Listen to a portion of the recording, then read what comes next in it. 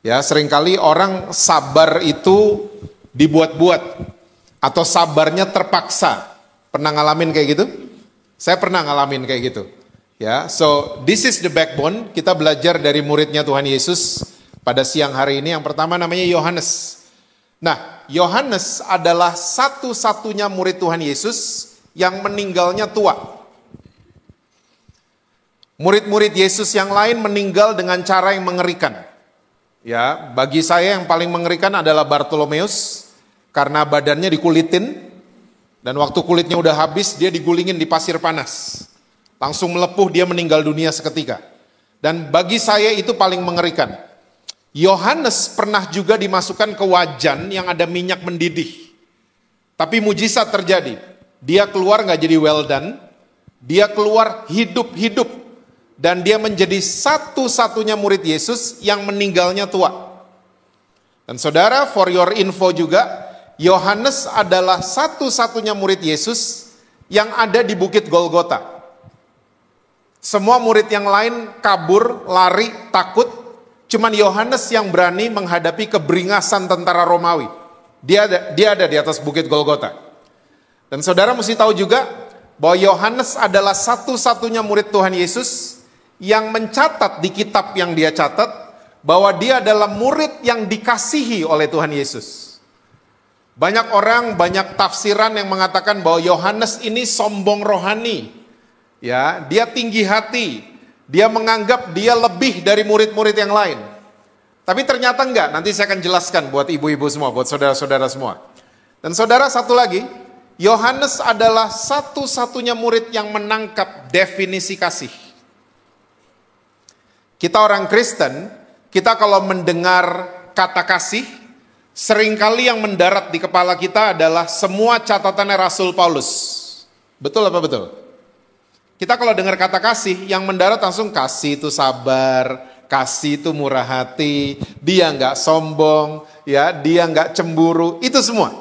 Nah, tolong ingat baik-baik, saudara-saudara, semua catatan Rasul Paulus itu bukan definisi kasih. Itu adalah the fruits of love. Itu adalah buah-buah daripada kalau kita ngerti kasih itu apa. Buahnya akan seperti itu. Ya, tiba-tiba effortlessly, apa tuh bahasa Indonesianya? Ya, tanpa kita pakai usaha kita, tiba-tiba kita jadi sabar sendiri. Buah-buahnya keluar. Ya, tiba-tiba kita bisa nggak simpen salah orang lain. Dan kita akan amazed sama diri kita sendiri. Saya kok bisa gini ya? Nah, ini semua bisa terjadi, sabar bisa terjadi. Apalagi kalau lagi sabar tuh dipakai buat hal-hal yang lagi nggak enak kan? Betul apa betul? Kalau lagi seneng-seneng gitu perlu sabar? Nggak perlu kan? Tapi sabar itu adalah weapon, senjata paling ampuh waktu kita lagi diproses. Betul ya? Nah, tapi seringkali banyak dari kita sabarnya tuh cuma di mulut. Ya, saya mau sabar, tapi hati kita nih berontak. Kok nggak selesai-selesai sih? Hah? Pernah dengar? Kok belaga lupa mukanya? Tuhan kok gini terus sih? Kita ternyata sabar cuma di mulut. Ya. Dan saudara tolong ingat baik-baik. Setiap Tuhan izinkan ada masalah, selalu sepaket dengan jalan keluar. Lumayan yang amin 4. Tuhan tuh kalau izinkan ada masalah, itu selalu sepaket sama jalan keluar. 1 Korintus 10 kan, ayat 13 mencatat seperti itu. Nggak usah dibuka, percaya aja sama saya. Ya. Jadi Tuhan itu waktu izinkan ada masalah, Tuhan gak iseng-iseng sama saudara. Karena waktu Tuhan izinkan ada masalah, yang mau dirubah tuh kita, bukan masalahnya. Saya ulang. Waktu Tuhan izinkan ada masalah, yang mau dirubah tuh kitanya, bukan masalahnya. Makanya itu namanya adalah proses. Kitanya berontak terus, masalahnya gak selesai. Saudara gak lulus-lulus dari situ. Tapi waktu kita sadar, iya, saya yang perlu dirubah. Oh, kita akan naik kelas. Dan waktu kita lagi diproses, memang perlu ya salah satu buah daripada kasih yang namanya adalah sabar. Nah, kalau kita mau ya keluar itu buah yang namanya sabar, kita harus ngerti kasih itu definisinya apa. Karena sekali lagi semua yang dicatat Rasul Paulus itu bukan definisi kasih. Itu adalah the fruits, buah-buah dari kalau kita ngerti kasih itu apa. Nah yang catat kasih itu apa? Yohanes. Coba lihat, 1 Yohanes 4 ayatnya yang ke-10. 1 Yohanes 4 ayatnya yang ke-10. So this is the definition of love. Inilah kasih itu bukan kita yang telah mengasihi Allah, tapi Allah yang telah mengasihi kita dan yang telah mengutus anaknya sebagai pendamaian bagi dosa-dosa kita. So definisi kasih itu ini saudara. Bukan kita duluan yang sayang sama Tuhan, tapi Tuhan yang duluan sayang sama saudara dan saya. Saya dari kecil saya percaya mereka semua orang-orang baik. Mereka pengen lihat saya jadi a better person. Ya, dari mama saya, papa saya, orang tua saya, guru-guru sekolah minggu, sama youth pastor saya. Dari dulu mereka suka nasehatin saya dan nasihatnya bunyinya begini, Jess, kamu harus sayang sama Tuhan dengan segenap hati, jiwa, akal budi, kekuatan. Mereka punya nasihat ini, mereka maksudnya baik. Tapi saudara mesti tahu, saya coba mengasihi Tuhan dengan segenap hati, jiwa, kekuatan, akal budi. Saya menemukan saya lebih banyak gagalnya dibanding berhasilnya. Karena apa? Di belief system saya kebalik. Saya pikir untuk dapetin sayangnya Tuhan, saya mesti sayang sama dia duluan. Ternyata enggak. Ya, dari kita masih dalam kegelapan, Tuhan Yesus udah sayang sama saudara dan saya. Makanya dia mau mati buat kita. Ya, dia nggak dibunuh loh, dia kasih nyawanya buat saudara dan saya. Kenapa? Saking sayangnya sama saudara dan saya. Jadi ini belief system mesti dirubah. Kita mesti percaya bahwa Tuhan sayang sama saya. Oleh sebab itu saya mau sayang sama Tuhan. Oleh sebab itu saya mau sayang sama suami saya. Berat nih amennya. You don't know him. Karena saya di ngertiin sama Tuhan, saya mau ngertiin anak-anak saya. Seharusnya gitu kan? Daripada kita pakai kekuatan sendiri, pakai usaha, kita pikir pakai usaha kita, Tuhan akan sayang sama kita. Kita pikir pakai pemberian kita, Tuhan akan lebih sayang sama kita. Enggak gitu cara kerja kerajaan sorga. Kita mesti percaya, makanya Yohanes tuh gak sombong. Dia keren banget, dia nangkep di essence daripada datangnya Yesus ke muka bumi ini. Makanya dia bilang, saya murid yang dikasihi oleh Tuhan Yesus. Kalau kita percaya kita disayang sama Tuhan, oh kita jadi powerful. Tiba-tiba kita bisa berubah sama suami kita. Kita bisa sabar yang tadi kita bahas. Ya, kita tiba-tiba nggak simpen salahnya dia. Pernah lihat ibu-ibu yang nggak simpen salah suami cuma di mulut doang? Atau sering ngalamin? Saya ampunin dia. Di cell group ngomongnya gitu, saya ampunin dia, saya ampunin kok, saya ampunin. Tapi ternyata di sini enggak. Karena apa? Kita pakai kekuatan sendiri. We will fail. Kita akan gagal selalu. Nah, kalau kita udah ngerti ginian, saya akan kasih lihat buat ibu-ibu semua, ya, catatannya Rasul Paulus yang paralel dengan yang apa yang Yohanes catat. Ya, yuk buka 2 Korintus pasal yang ketiga. 2 Korintus pasalnya yang ketiga. Ibu-ibu masih senang kalau dikasih PR? Masih ya? Daripada drakor, mendingan bikin PR kan? Drakor nggak apa-apa, tapi ya mesti balance kita ya. Nanti bikin PR, baca 2 Korintus 3 ayat 1 sampai 18 ya. Semuanya dibaca. Karena kalau kita bahas semuanya, kita nggak punya waktu siang hari ini. Oke, saya cuma mau bacakan buat saudara ayat 9 sampai 11. 2 Korintus 3, ayat yang ke-9 sampai dengan ayat yang ke-11.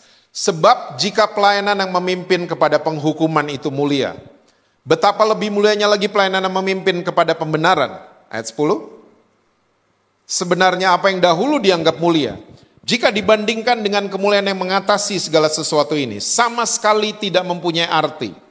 11. Sebab jika yang pudar itu disertai dengan kemuliaan, betapa lebihnya lagi yang tidak pudar itu disertai kemuliaan. Saudara kalau lihat judul perikop di atasnya, itu dibilangnya pelayan-pelayan perjanjian yang baru. Nah, Rasul Paulus di 2 Korintus 3, dia sedang memberikan orientasi. Orientasi itu bukan pemaksaan ya. Orientasi akan membantu kita mengambil keputusan. Itu tujuan orientasi. Contoh, kita kalau ke mall, ya ada layar gini kan. Sering perhatiin? Di lobi. Dan itu layar, tulisannya directory. Waktu kita lihat itu layar, kita akan tahu, oh toko bakmi lantai 2. Ya, toko tas lantai 1, toko sepatu di lobi ternyata. Nah, itu semua orientasi, itu akan membantu kita mengambil keputusan. Saya makan dulu deh di lantai 2. Ya, saya mau ke toko sepatu dulu deh.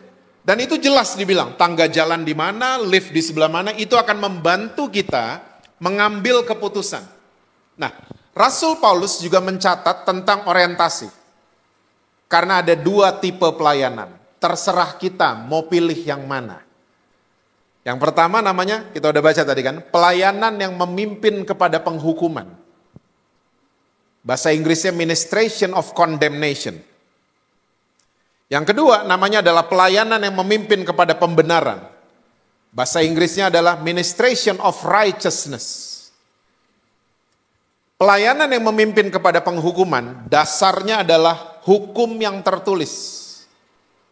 Kita kenal dengan istilah hukum Taurat. Pernah dengar? Hukum Taurat.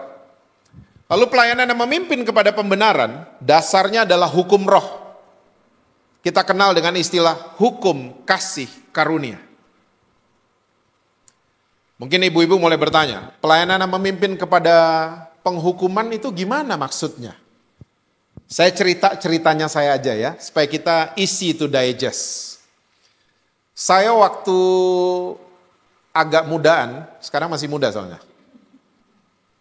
Saya 50 years young, ya. Nah, waktu saya 30 tahunan lalu, I was a angry young man. Ya, waktu early 20s. Ya.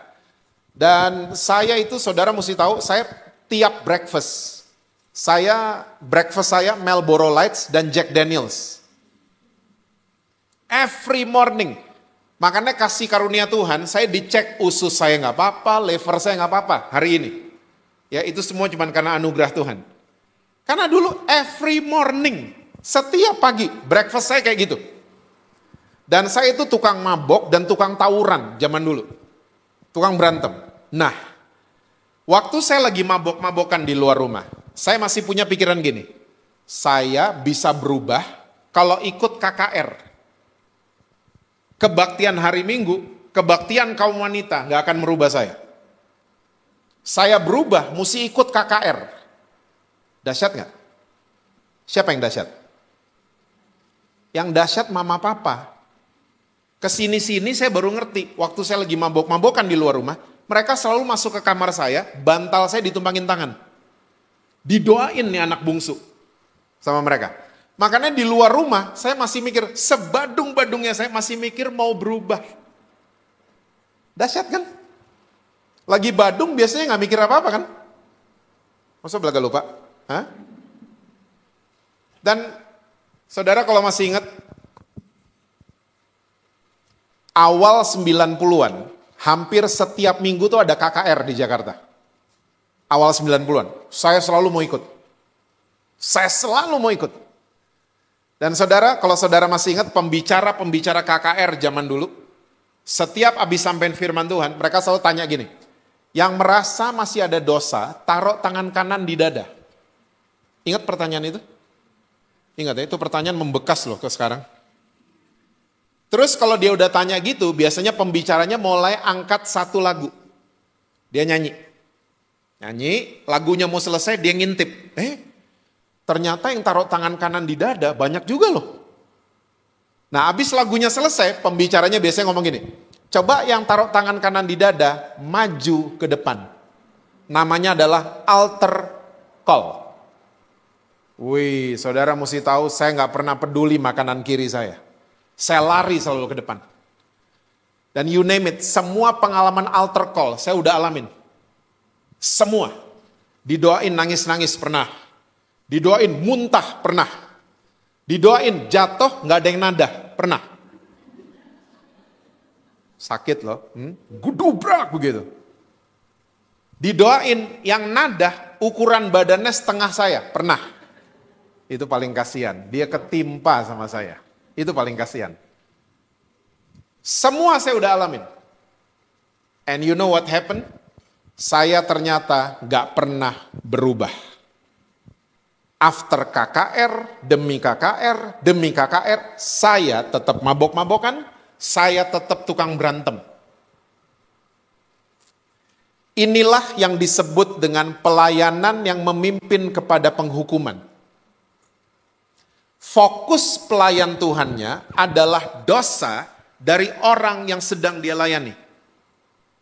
Saya ulang. Fokus pelayan Tuhannya itu adalah dosa dari orang-orang yang sedang dia layani. Saya waktu mulai pelayanan tahun 97, I was like that. Restoran temen gak laku, lo masih simpen dosa jangan-jangan. Fokus saya dosa pokoknya. Toko temen saya gak laku, lo masih simpen dosa jangan-jangan. Coba ngaku, gue doain. Fokus saya adalah kepada dosa orang-orang yang sedang saya layani.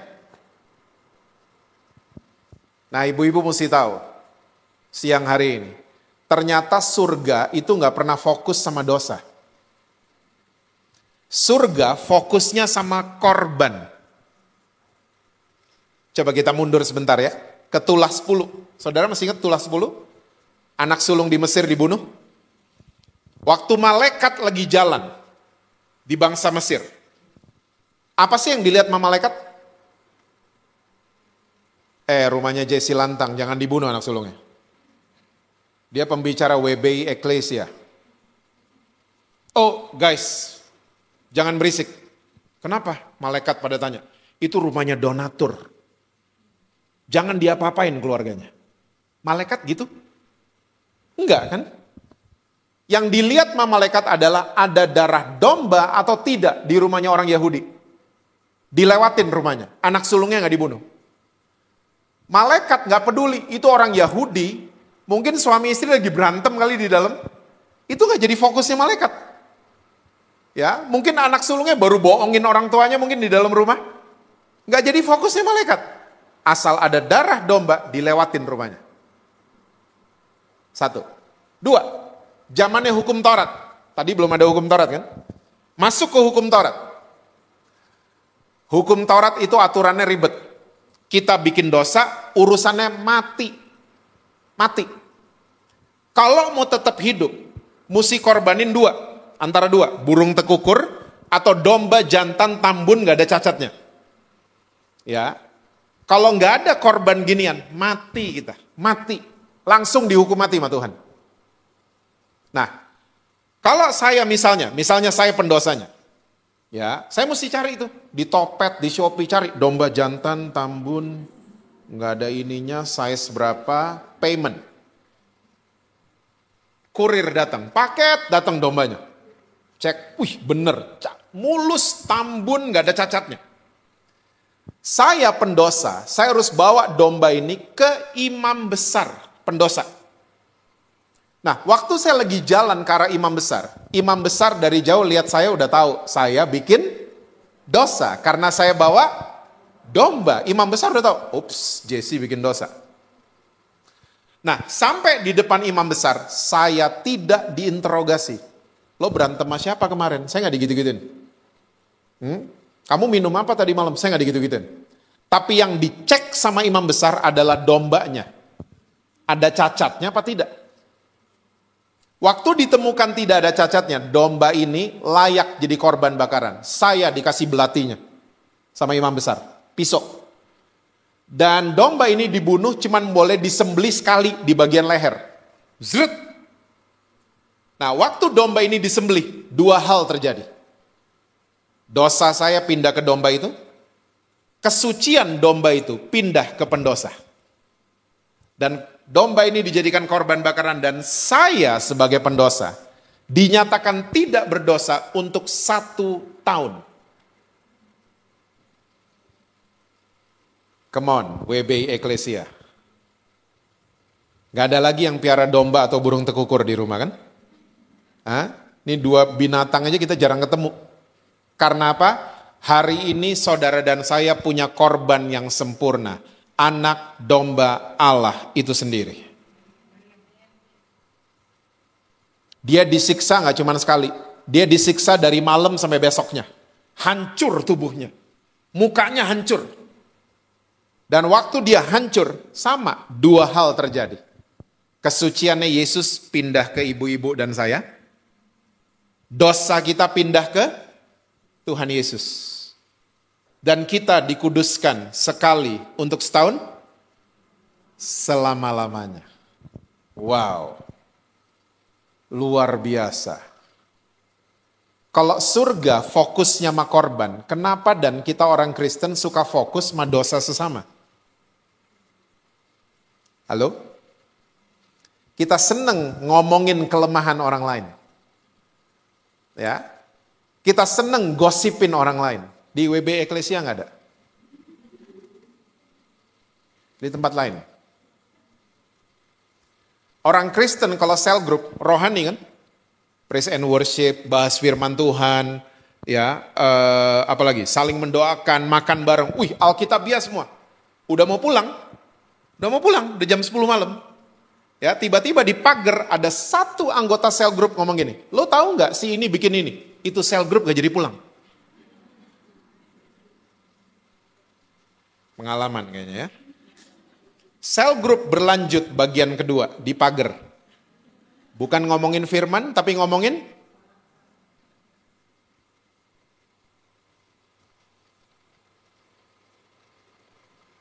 saudara sadar, saya dan saudara predikatnya sama. Orang-orang yang berdosa dan dikuduskan oleh darah Yesus. Sama. Saya bawain firman Tuhan, berdiri di mimbar, bukan saya lebih kudus dibanding saudara, bukan.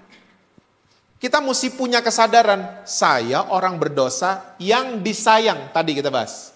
Yang disayang sama Tuhan Yesus. Yang diampuni sama Tuhan Yesus. Kita semua sama kan, orang berdosa. Bedanya satu ketahuan, satu enggak. Betul apa betul?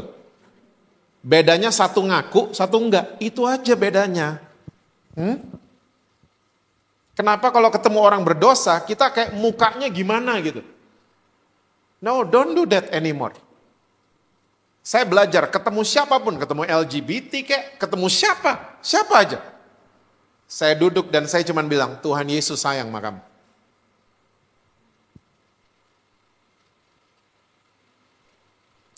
Saya percaya waktu saudara mulai merangkul anggota keluarga saudara, janji firman Tuhan akan digenapi. Satu orang diselamatkan, seisi rumah saudara, Tuhan akan selamatkan. Asal kitanya berubah dulu. Ingat tadi, kalau ada masalah yang mau dirubah kita.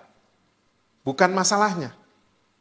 Tuhan rubah suami saya. Ganti doanya, Tuhan rubah saya. Oh berat nih amennya. Change me. Iya tapi pastor anak saya LGBT. Mau gimana? Kita yang mesti berubah. Saya punya cerita soal ginian. Saya bersaudara ada 5. Mungkin saudara tahu juga yang nomor 2. Yang gak ada rambutnya. Dia nomor 2, saya nomor 5. Nah nomor 3 ada. Nomor 3 cowok, kakak saya. Bertahun-tahun gak pernah mau ke gereja. Dan zaman dulu waktu saya belum dibukain ginian. Ya. Kalau pulang pelayanan, saya mandang dia rendah. Rendah banget. Ya, pernah gituin keluarga saudara? Pulang kebaktian merasa kita, kayak baru turun surga kan. Lihat ada anggota keluarga nggak ke gereja, kayaknya kita mulai pantes loh masalah. Pantes lo masalah sama bank, pantes lo masalah sama ini, sama itu, pantes. Saya dulu kayak gitu, ngelihat kakak saya yang nomor 3. Apalagi pulang bawain firman, merasa paling benar. Ya. Nah, waktu Tuhan bukain ini semua, saya tobat setobat-tobatnya. Yang dirubah saya duluan kan, saya tobat setobat-tobatnya. Nah, kakak saya ini yang nomor 3, dia tuh punya hobi nonton konser di dalam dan luar negeri. Nah, 2017 kemarin dia datengin saya, dia ngomong gini, Jess, ini Paul McCartney mau main loh di Melbourne. Saya langsung bilang sama dia, gue ikut. Dia kaget lihat saya, hah? Lu bukannya tim Hillsong? Iya, tapi Beatles juga. Singkat cerita kita berangkat. Dia bingung the whole trip. Dia bingung lihat saya. Ya, apalagi waktu konser, saya tahu semua lagunya.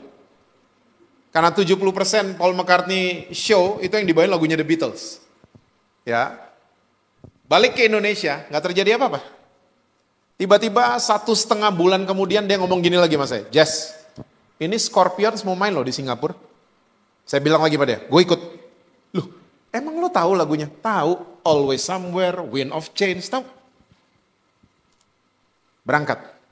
Singkat cerita, hari ini kakak saya yang nomor 3, dia jadi pribadi yang jatuh cinta sama Tuhan Yesus. Dia berubah bukan karena lihat Jesse dan Billy jalan di atas air, enggak. Dia berubah bukan karena ditunjuk-tunjuk, bukan. Dia dirubah karena dirangkul. Dia berubah. Saya bisa cerita sampai sore. LGBT saya gituin juga, saya rangkul. Bukan saya pacarin ya. Jangan salah tangkap. Saya rangkul. Mereka malah berubah. Berubah. Ternyata mereka nggak dapat itu dari mereka kecil di rumah. Inilah yang disebut dengan pelayanan yang memimpin kepada pembenaran. Ministration of righteousness. Fokus pelayan Tuhan yang tadi apa? Fokusnya kepada dosa kan? Kalau pelayan yang memimpin kepada pembenaran, fokus pelayan Tuhannya adalah dia pengen lihat orang yang berdosa ini ngalamin kemerdekaan. Ngalamin kebebasan. Ya, Tuhan pertemukan kita dengan orang berdosa. Orang ini karena ketemu dengan kita, mereka ngalamin kebebasan dari belenggu mereka. Mereka ngalamin kebenaran. Ingat dasarnya hukum roh kan? Saudara masih ingat pekerjaan Roh Kudus? Memimpin kita kepada segala kebenaran. Tuhan lagi membangkitkan tipe pelayanan seperti ini. Saya percaya WBI Eklesia salah satunya. Jangan gampang hakimin orang.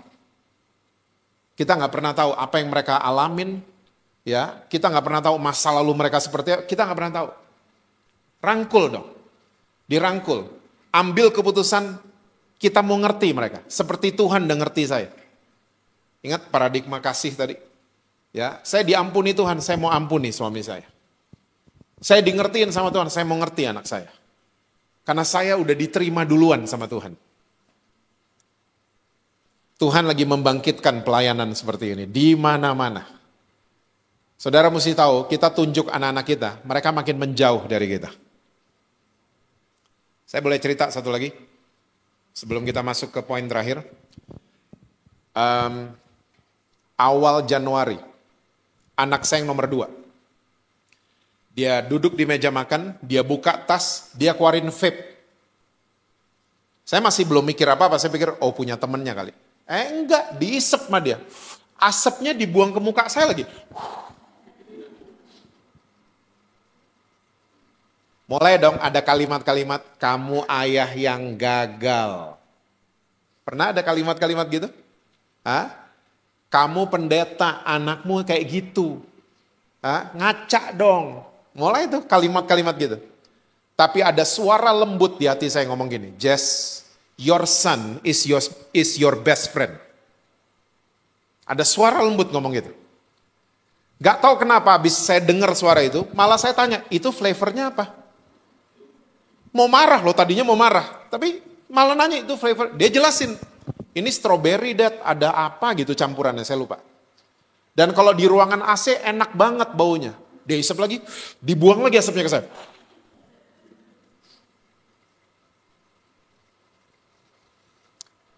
Saudara, kita berdiri dari meja makan, saya nggak marah sama dia. Malamnya saya cuma berdoa. Tuhan, Engkau tahu yang terbaik buat my son. Please help him. Saudara, kalau mau bertahan dalam proses, berdoalah dari posisi menang. Karena Yesus sudah mengalahkan segalanya di atas kayu salib kan? Ya, even though penyakit. Orang yang berdoa dari posisi kalah, dia nggak ngerti karya salib. Ya, lagi sakit contohnya. Tuhan, saya sakit, tolong Tuhan. Itu kalah orang kayak gitu. Tapi walaupun kita sakit, berdoalah dari posisi menang. Tuhan terima kasih. Tuhan sudah menyembuhkan saya ribuan tahun lalu. Di atas kayu salib. Saya percaya, saya terima kesembuhan. Itu orang menang doanya gitu. Nah saya juga gak berdoa kayak orang kalah malam hari itu. Tuhan, I'm a bad father. Saya gak gitu-gitu. Saya bilang Tuhan, Tuhan yang tahu persis tentang my son. Singkat cerita, gak sampai 2 minggu. Saya hitung tuh 9 hari. Tiba-tiba di meja makan juga dia bilang, Dad, ternyata gak enak lo nge-vape. Kenapa? Aku kalau nge-gym nafasku jadi terganggu. Dia soalnya gym freak. Ya perutnya sampai 8 loh saudara anak saya. Ya, orang-orang 6 pack, dia 8 packs. Nafasku jadi terganggu. Jadi, kamu berhenti. Wah, udah gak pernah lagi nge-vape. Saudara, ternyata waktu saya memutuskan, in a split second, saya memutuskan tidak marah sama anak saya. Dan saya memutuskan biar Tuhan yang merubah dia. Gak sampai 2 minggu, Tuhan rubah dia loh. Hah? Tugas kita berarti menerima. Biar Tuhan yang merubah. Seringkali kita pengen ambil jobnya Tuhan. Saya mesti rubah dia. Enggak. Kita di hadapan Tuhan, Tuhan rubah saya. Dan saudara mesti tahu bulan Februari kemarin kita ngedate berdua. Father and son time. Kita ke Singapura nonton konser. Kalau bulan sebelumnya saya marah sama dia di meja makan. Itu trip Singapura gak akan terjadi kayaknya. We had the best time last month.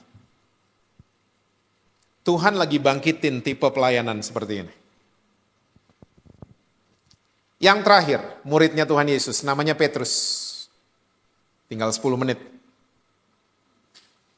Petrus, Yohanes tadi apa? Yohanes percaya dia disayang sama Tuhan. Petrus kebalikannya Yohanes, dia percaya dia sayang sama Tuhan. Kebalik ya. Yohanes percaya dia disayang sama Tuhan, Petrus percaya dia sayang sama Tuhan.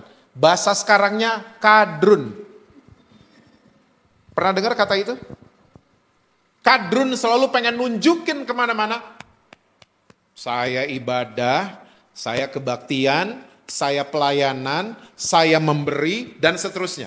Kadrun. Udah ada di Alkitab, namanya Petrus. Kadrun pertama. Yesus cuma ngomong kan, anak manusia akan mati dan bangkit di hari. Saya mau mati juga dong. Cuman mau show off mas 11 yang lain. Bahwa saya dekat sama dia. Di Taman Getsemani. Kadrun kan? Kupingnya Malkus. Kadrun. Dan ciri khas kadrun yang kedua. Kalau udah sendirian, ciut. Beraninya kalau rame-rame. Mau show off. Waktu sendirian, cuman ditanya emak-emak, bener orang Indonesia, the power of emak-emak. Cuman ditanya sama ibu-ibu, kamu salah satu dari mereka kan? Ih, dia nyangkal loh. Ternyata nih laki pengecut. Beda sama Yohanes tadi ya. Yohanes naik ke Bukit Golgota, berani. Ini laki pengecut. Beraninya kalau rame-rame, baru berani. Kadrun. Dia nyangkal sampai 3 kali. Saudara tahu dosa nyangkal kan? Saudara ke reuni SMA sama suami saudara, ditanya sama teman SMA, siapa tuh? Kenalin kakak gue. Itu nyangkal. Itu nyangkal. Dan dosa nyangkal tuh mengerikan sekali. Oke? Ayam berkokok, kita semua tahu ceritanya. Yesus noleh ke Petrus. Saya percaya waktu Yesus lihat Petrus with full of love and forgiveness. Kalau Yesus ngeliatin Petrus, kalau Yesus gitu-gitu, Petrus nggak ada lagi pasti di Alkitab. Udah pindah ke Semanan. Nggak ada lagi Petrus pasti di Alkitab. Yesus mati, bangkit di hari yang ketiga. Kalau saudara baca Alkitab saudara baik-baik, Petrus tuh kucing-kucingan. Nggak mau ketemu sama Yesus. Akhirnya Yohanes 21 kan? Di Danau Tiberias. Mereka lagi mancing. Yesus making breakfast. Kapal merapat, Yohanes yang nyadar. Itu ada guru. Petrus turun, dia pakai baju. Baca coba Yohanes 21 nanti ya. Dia pakai baju, dia nyemplung. Pengecut loh nih laki. Dia nggak mau, dia menghindar. Dan Yesus tahu muridnya yang namanya Petrus cuma nelayan, bukan marinir. Marinir tuh kuat berenang, merak ke Bakahuni. Marinir Indonesia kalau ulang tahun acaranya kayak gitu. Nelayan cuman kuat naik perahu dari malam sampai subuh. Nelayan. Bener. Nggak lama berenang, naik Petrus. Nggak mau harus ketemu sama Yesus. Saya nggak bisa bayangin itu salah tingkahnya seperti apa. Kita hari ini kalau salah tingkah lihat handphone kan. Zaman dulu nggak ada gadget. Kalaupun ada gadget, mungkin dia udah update status mati gua ada Yesus. At location Danau Tiberias. Di repost sama Yohanes, rasain loh gitu. Petrus sampai depan Yesus. Yuk kita belajar teladannya Yesus. Yesus di depan orang yang nyangkal dia. Ingat tadi dosa nyangkal. Yesus berdiri tidak sebagai minister of condemnation. Yesus berdiri di depan Petrus tidak sebagai pelayan yang memimpin kepada penghukuman. Tapi Yesus berdiri di depan Petrus sebagai minister of righteousness. Dia pengen lihat Petrus bebas dari feel guilty. Dia nggak pengen lihat Petrus tertuduh. Dia nggak pengen lihat Petrus terhakimi. Dia nggak pengen.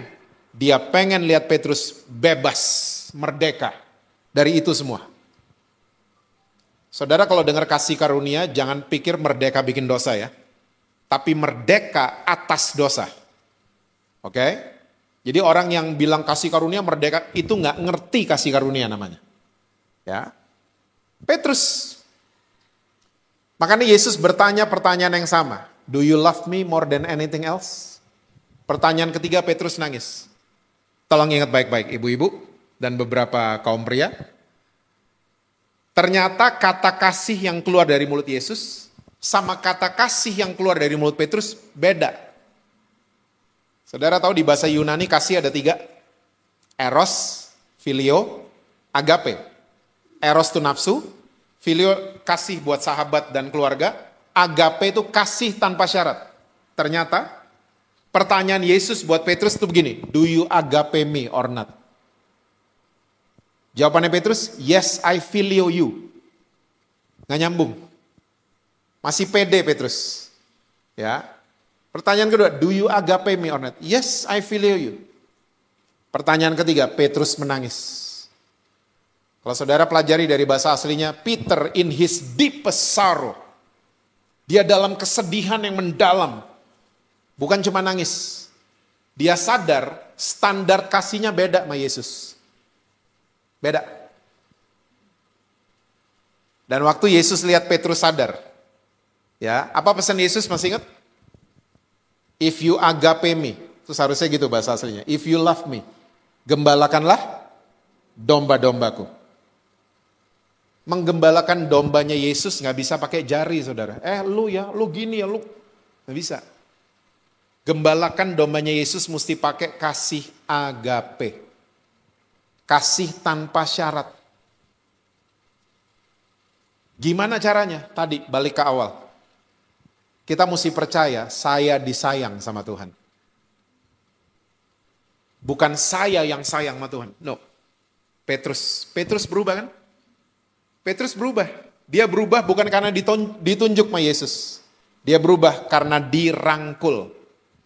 Dia jadi pria pemberani juga kan? Dia gak pengecut lagi. Dia salib, dia mati di salib Petrus. Dia bilang sama tentara Romawi, tolong salibnya dibalik, saya nggak pantas sama dengan guru saya. Tolong dibalik kepalanya di bawah. Petrus. Jadi brave man. Petrus dirubah karena kasih. Saudara, stop kasih lihat sama dunia, sama keluarga. Kalau kita sayang sama Tuhan. Instagram kita cuma lagi angkat tangan semuanya. Minggu ini angle kanan, minggu depan angle kiri, minggu depan black and white, semuanya lagi angkat tangan. Gak apa-apa mau posting gituan, tapi stop lah. Cuman mau kasih tau, gue pelayanan loh. Stop. Mendingan kasih lihat ke keluarga, saya disayang sama Tuhan. Saya di ngertiin sama Tuhan, saya mau ngerti kamu. Saya diterima sama Tuhan, saya mau terima kamu. Saya percaya tema saudara hari ini, itu tiba-tiba effortlessly, kita udah bahas dari awal. Tanpa pakai usaha, keluar sendiri. Kok saya jadi sabaran ya sekarang? Karena tiap hari kita download itu virus dalam tanda kutip. Virus yang namanya di-upgrade terus lagi. Saya disayang sama Tuhan. Saya disayang sama Tuhan. Saya di ngertiin sama Tuhan. Cerita terakhir? Boleh? Boleh ya? Sudah kedinginan? Enggak ya? Oke. 2 tahun lalu saya kena Delta. Kalau saudara masih ingat, itu Jakarta lagi tegang banget karena rumah sakit penuh. Apalagi? Oksigen habis, obat-obatan habis, dan dari awal saya udah lihat penyertaan Tuhan. Ya, saya punya temen goes, itu salah satunya dokter. Dia bilang, Jess, gak usah ke rumah sakit, ke hotel aja. Saya akan pandu kamu. Ya, gak apa-apa ya, sehari 5 kali kalau saya telepon angkat. Saya mau cek saturasi, saya mau cek semuanya. Kamu di hotel aja. Saya kirimin obat-obat. Saya punya masih ada stok di rumah. Nah, waktu saya isoman, I am a bread lover. Saya ini pencinta roti. Di keluarga itu kalau beras habis, nggak ada yang panik. Kalau roti habis, panik semua. Nah, saya ini punya favorit roti, itu PBNJ. Peanut butter and strawberry jam. Ada di Menteng, di Jalan Tegal. Restorannya namanya The Wilson's Lane. Kalau saudara pengen ke sana, DM saya aja. Nanti saya kirimin itunya. Ya, itu enak banget roti di situ. Nah, waktu saya isoman dikirimin 2 tangkep. Ya. Nah, waktu roti ini sampai, saya makan. Saya cuma bisa makan 1 hap. Rotinya nggak habis. Nggak habis rotinya. Semua bingung. Oh, Dad, anak-anak saya, Dad, habisin dong, gitu. Daddy perlu makan, gitu. Nggak tahu, nggak pengen. Nggak habis, rotinya nggak habis. Sembuh dari COVID, puji Tuhan, saya tangkap satu pelajaran. Waktu ada virus COVID di dalam saya, roti terfavorit saya bisa nggak pengen.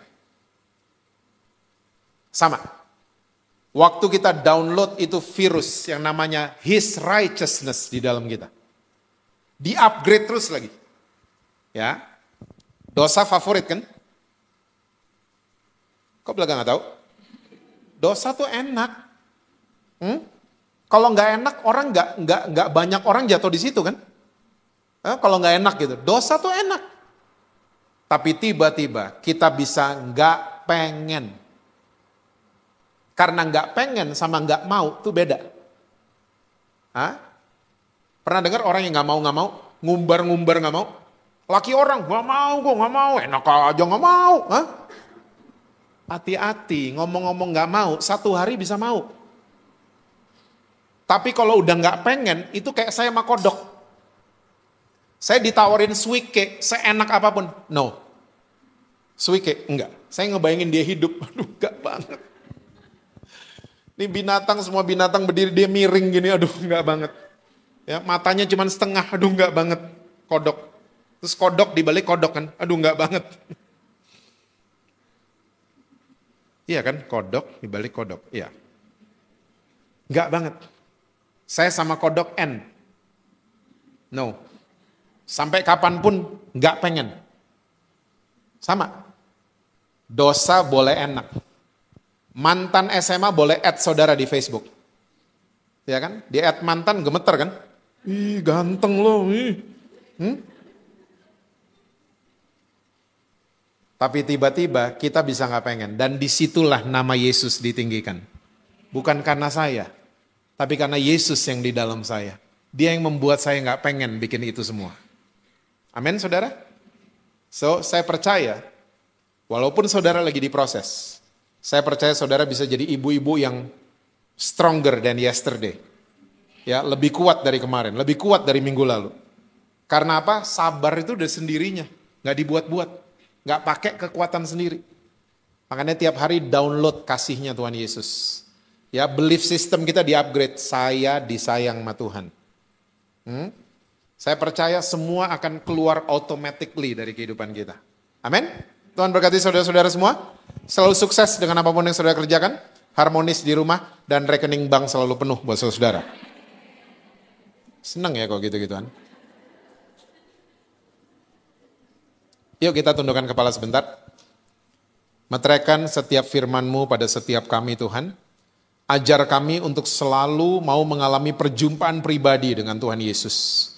Dalam keseharian kami Tuhan. Ajar kami untuk mau jadi pelaku-pelaku firman-Mu, bukan mendengar saja.